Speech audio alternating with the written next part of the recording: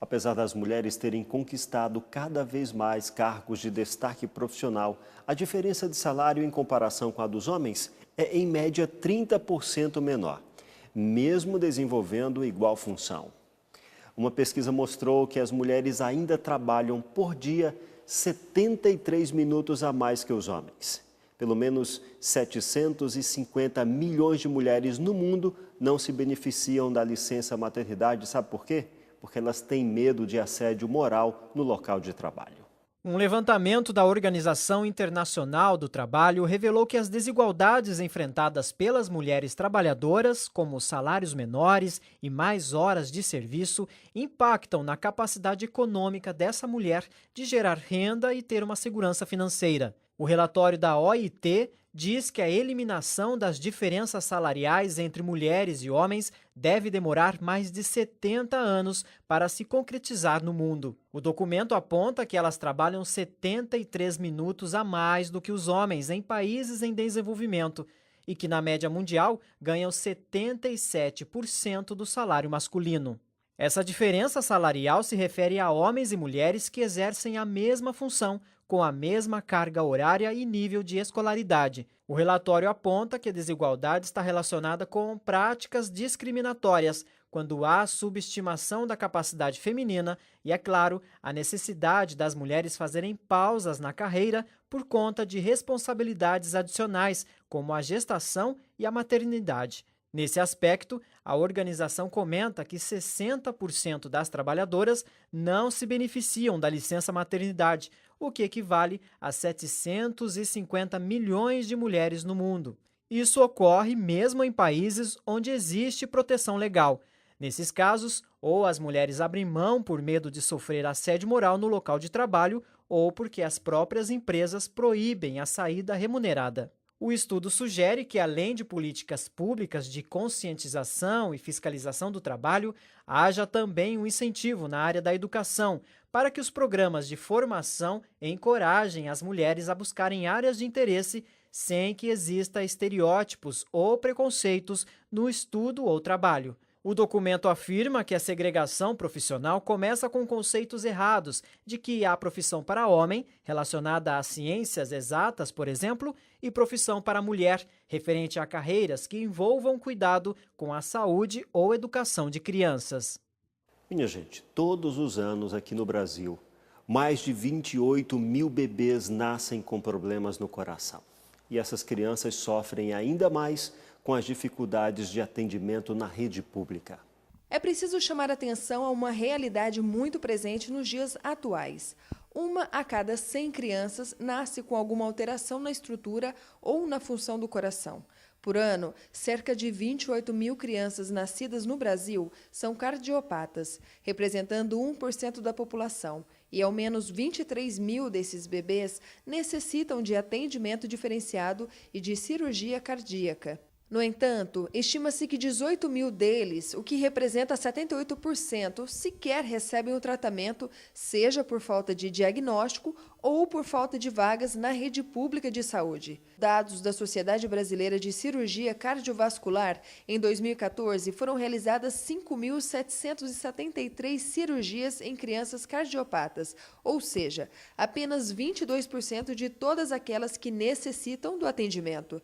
Segundo o Jatene, a realidade do país é preocupante. A cardiopatia é a segunda causa de morte de crianças com até 1 ano de idade. O cirurgião também alerta que, nos últimos anos, houve redução no número de cirurgias. Elas conseguirem ser tratadas vários meses ou até anos depois, elas já estarão mais graves do que se tivessem sido tratadas no momento oportuno. Então nós entendemos que a gravidade é pela falta da possibilidade do tratamento no momento adequado.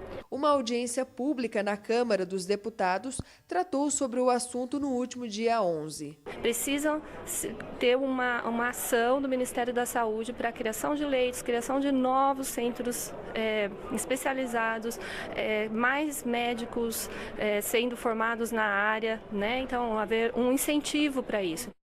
Agora vamos falar de economia. São várias as opções do que fazer com aquele dinheirinho que sobrou. Se sobrou, né? Mas o que fazer para começar o ano sem dívidas ou fazendo o investimento certo? Na entrevista de hoje, você vai saber como aplicar de forma segura a sua renda.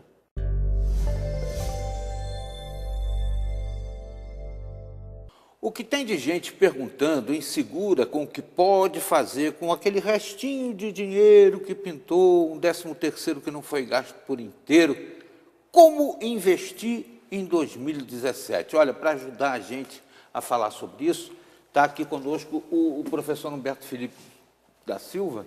Ele é da USP, da Unisal, é também de um centro de estudos aqui do nosso Vale do Paraíba. Nos honra muito com a presença, professor. É um prazer muito grande. O que a gente faz com esse dinheirinho que sobrou? Se sobrou, né? Isso. Bota na poupança, bota no Tesouro Direto. Agora todo mundo só fala em Tesouro Direto, né? Tem uma coisa da Previdência também que tem agora, que a Previdência gente privada. fica com dinheiro preso 6 meses, depois pode tirar. O que o senhor faria com o seu? Então é assim. Primeira coisa que tem que ter certeza é, de fato está sobrando, porque o grau de endividamento do brasileiro está muito alto. Então, a primeira coisa é pagar todas as dívidas que tem. Zerar Porque o juro está forte. o juro. Manter dívida hoje sempre foi, né? Dívida não é uma coisa boa, mas hoje a coisa está muito pior. Aí nós temos várias alternativas e depende da característica, ou depende, né, de cada pessoa. Cada pessoa tem uma característica diferente. A gente precisa pensar em 3 variáveis: o valor, o tempo e rentabilidade. Então, vamos falar do tempo. Se nós formos fazer investimento agora para longo prazo, nós temos pouco tempo, não tanto assim, né? Mas temos pouco tempo. Então, o valor que nós vamos ter que investir é alto. Um jovem de 20 e poucos anos, se ele quer fazer um investimento para uma aposentadoria, ele tem muito tempo, então ele pode fazer investimento num valor um pouco menor. E agora está todo mundo muito preocupado com isso, porque os jornais, pelo menos, estão dizendo que ninguém mais vai conseguir se aposentar nessa história. Tem quadrinhos aí que estão circulando na internet das múmias falando: olha, eu vou me aposentar amanhã. Mas isso aí também é um exagero, né? Nós temos um sistema previdenciário que ele é inviável. Ele já era inviável, isso está se tornando inviável. Quer dizer, essa medida do governo, se for aprovada na sua plenitude, ela durante 10 anos vai economizar quase 700 bilhões. Isso aí é muito dinheiro, né? Então, nós precisamos dessa mudança na Previdência. Ou mudamos, ou talvez nem nós consigamos manter a nossa aposentadoria. Agora, se for aposentado. Imagine se além disso, né, a gente conseguir dos deputados não ganharem 100 mil, dos magistrados não ganharem 100 mil, né? Porque essa turminha faz economia em cima da gente aqui, mas o deles eles não abrem mão. E até a aposentadoria deles tunga a Previdência Social também. Mas a proposta da nova Previdência, ela transforma, ela vai dar pelo menos a proposta do governo é dar o mesmo tratamento para todos, que seria o ideal, né? Infelizmente, aí é um problema do Brasil. Nós temos dificuldade de exercer a nossa cidadania, de cobrar dos nossos políticos aquilo que a sociedade deseja. Já começa porque nós colocamos lá pessoas que não deviam estar lá. Né? E isso é que prejudica muito a economia no Brasil. Mas voltando à questão do investimento, então o perfil da pessoa ele vai influenciar, porque você tem pessoas que têm um perfil mais agressivo, outros são mais comedidos, mais cautelosos, né? Então isso vai depender do tipo de investimento. Agora, uma coisa é certa, caderneta de poupança é um dos piores investimentos, só não é pior do que tem outros investimentos piores, mas a caderneta de poupança não é o melhor investimento. As pessoas que têm pouco optam por ela porque é segura, porque não paga imposto de renda, porque na hora que quer tirar o dinheiro vai lá e tira. Isso. Esse da Previdência, por exemplo, a gente tem que ficar 6 meses sem mexer nele, né? Pelo menos.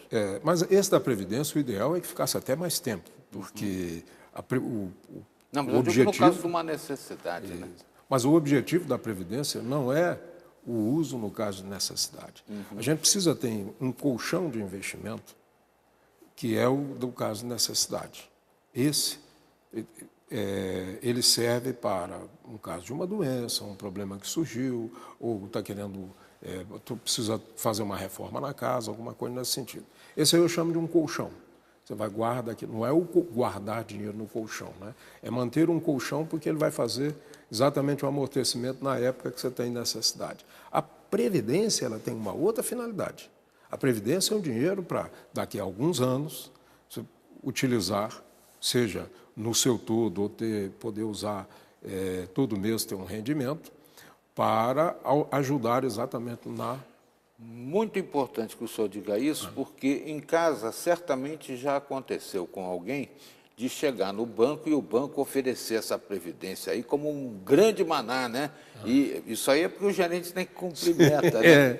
E eles tendo que cumprir meta, eles vendem qualquer coisa, a pessoa vê, não, isso é muito bom. E na realidade, o senhor está acabando de dizer para nós aqui que é uma coisa para quem quer se aposentar e ter uma renda a longo prazo. A longo prazo. Previdência é com essa finalidade.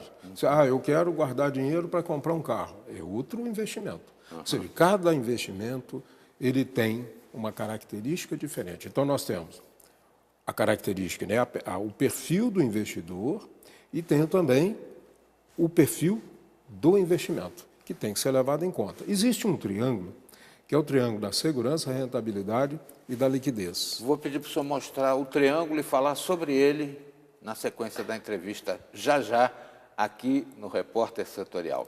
A gente já volta.